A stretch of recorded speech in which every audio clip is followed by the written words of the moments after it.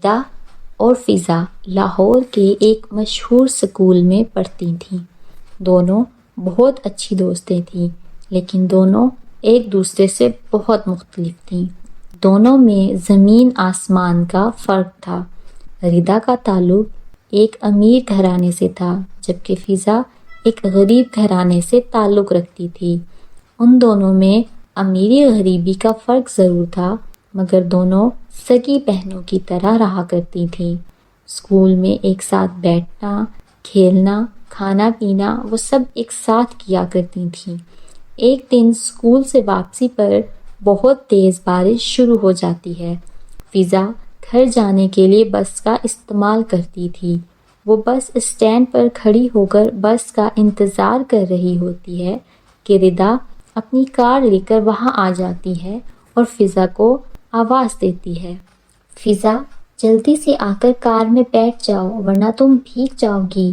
آؤ میں تمہیں تمہارے گھر چھوڑ آتی ہوں۔ فضا ردا کے ساتھ کار میں بیٹھ جاتی ہے۔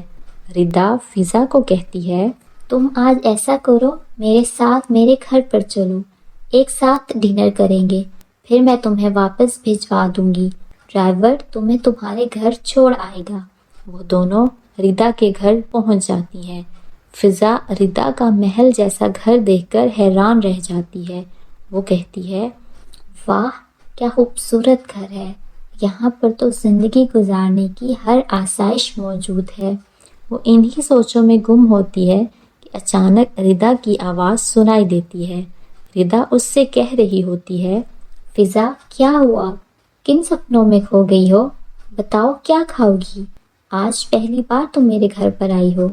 فضا جواب دیتی ہے، تم کچھ بھی منگوا لو، میں کچھ بھی کھا لوں گی۔ ردا کہتی ہے، چلو پھر دونوں کچن میں چلتے ہیں، دونوں مل کر کھانا بناتے ہیں۔ ردا فضا کو لے کر اپنے ساتھ کچن میں چلی جاتی ہے۔ ردا کے گھر کی طرح اس کا کچن بھی کسی خواب سے کم نہیں ہوتا۔ خوبصورت کراکری، اوون، فریج، ایک سے بڑھ کر ایک چیز موجود ہوتی ہے۔ فضا دیکھ کر بہت حیران ہوتی ہے۔ وہ دل ہی دل میں سوچتی ہے، واہ کیا بات ہے، ردا کے کچن میں تو کتنی خوبصورت چیزیں ہیں، میں نے تو پہلی بار اپنی زندگی میں ان چیزوں کو دیکھا ہے، آج سے پہلے تو بس سنا ہی تھا۔ ردا فضا سے کہتی ہے، تم پھر سے سوچوں میں گم ہو گئی ہو، بتاؤ تو صحیح کیا کھاؤ گی؟ فضا جواب دیتی ہے، جو تمہیں بنانا آتا ہے تم وہی بنا لو۔ ردا ہنس پڑتی ہے اور کہتی ہے، اگر ایسی بات ہے تو مجھے تو بس نوڈلز بنانا آتے ہیں، چلو ایسا کرتے ہیں ہم دونوں مل کر نوڈلز بنا لیتے ہیں اور وہی کھائیں گے۔ وہ دونوں باتیں کر رہی ہوتی ہیں کہ اچانک ردا کی ماں وہاں آ جاتی ہے۔ وہ فضا کو دیکھ کر بہت خوش ہوتی ہے اور ردا سے کہتی ہیں، آج فضا پہلی بار ہمارے گھر آئی ہے تو تمہیں کچھ خاص اہتمام کرنا چاہیے، بلکہ تم دونوں ایسا کرو، اپنے کمرے میں جاؤ، میں تم دونوں کے لیے کچھ بنا کر بھیجتی ہوں۔ فضا آنٹی سے کہتی ہے، نہیں نہیں آنٹی، کسی اہتمام کی ضرورت نہیں ہے، میں کچھ بھی کھا لوں گی۔ آنٹی جواب دیتی ہیں، ارے نہیں بیٹا، ایسے کیسے کچھ بھی کھا لو گی، آج پہلی بار ہمارے گھر آئی ہو تو کچھ خاص تو بننا چاہیے، چلو شاباش، تم دونوں کمرے میں جاؤ، میں کھانا بھجواتی ہوں۔ کچھ دیر بعد ان دونوں کے لیے بہت ساری ڈشز ٹیبل پر لگا دی جاتی ہیں، جن میں بریانی، قورمہ، گلاب جامن اور مشروبات شامل ہوتے ہیں۔ فضا اتنی ساری ڈشز دیکھ کر بہت خوش ہوتی ہے، وہ پیٹ بھر کر کھانا کھاتی ہے۔ کچھ دیر بعد وہ ردا کے ڈرائیور کے ساتھ اپنے گھر آ جاتی ہے۔ فضا جب گھر پہنچتی ہے تو اس کی ماں اس کا انتظار کر رہی ہوتی ہیں۔ وہ کہتی ہیں، آ جاؤ بیٹا، میں تمہارا ہی انتظار کر رہی تھی، جلدی سے منہ ہاتھ دھو لو، پھر ہم کھانا کھاتے ہیں۔ فضا کہتی ہے، ماں میں ردا کے گھر سے کھانا کھا کر آئی ہوں، آپ کھانا کھا لیں۔ فضا کی ماں روٹیاں گرم کرنے کے لیے چولہا جلاتی ہیں اور کھانا گرم کرنے لگ جاتی ہیں۔ فضا یہ سب دیکھ رہی ہوتی ہے۔ وہ سوچتی ہے، کتنے مزے کی زندگی ہوتی ہے نا ان امیروں کی، بس ایک اوون کا سوئچ آن کیا اور کھانا گرم ہو گیا، اور یہاں ہمیں کتنی محنت کرنی پڑتی ہے صرف ایک آگ جلانے کے لیے۔ ایسے ہی وقت گزرتا رہتا ہے۔ فضا پڑھائی میں بہت اچھی تھی۔ وہ اکثر ردا کی مدد بھی کر دیا کرتی تھی۔ دونوں کے ایگزامز آنے والے ہوتے ہیں۔ وہ دونوں بیٹھی پڑھ رہی ہوتی ہیں کہ اچانک ردا کہتی ہے، فضا میں بہت زیادہ تھک گئی ہوں، تم ایک کام کرو، فریج میں سے 2 جوس کے ڈبے لے آؤ۔ فضا کچن کی طرف چلی جاتی ہے۔